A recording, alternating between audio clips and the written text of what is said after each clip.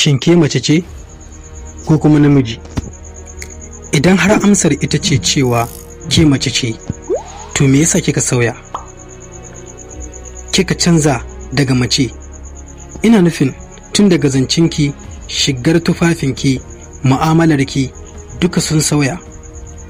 Kin zaɓi ki rayuwa tare da mazajen da za su yi ƙoƙarin lalata rayuwarki.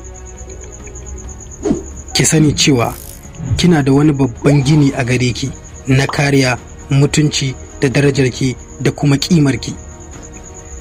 Amma duk kin watsar da su. Baki jin maganar kowa, baki jin shawarar kowa, baki jin faɗan kowa. Kin zaɓi haka ne don kina jin cewa kin waye. Kin ɗauki tsawon lokaci kina wannan. Kin yi ƙaurin suna a ko'ina, fotunanki sun karaɗe shafukan sada zumunta na ko'ina.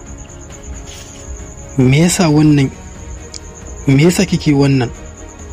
Kuma har yau babu wani sakamako da kika samu,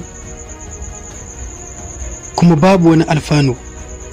Duk da haka har yau baki tunani a kai ba. Ki sani wannan rayuwa ce da ba za a taɓa kai ƙarshenta ba, kuma masu irin wannan hali sukan yi nadama bayan wasu 'yan shekaru. Idan kina tunanin kina da kyau ne, shin wannan kyawun zai dawwama ne? Idan tarin masoya ne, shin duka masoyan za su aure ki ne? Ki sani duka za su guje ki ne yayin da tsufa ya tunkaro ki. Ki yi lissafi, mata nawa ne suka yi rayuwa irin wadda kike yanzu, amma babu wani sakamako mai kyau da suka samu. Ki sauya tunaninki, kuma ki juye yadda kike kallon al'amura.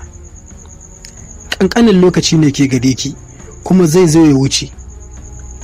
Ki sani lokaci yakan zo ya wuce ne, ba zai jira ki sai kin kammala abin da kike so ba. A'a, zai zo ya wuce ne.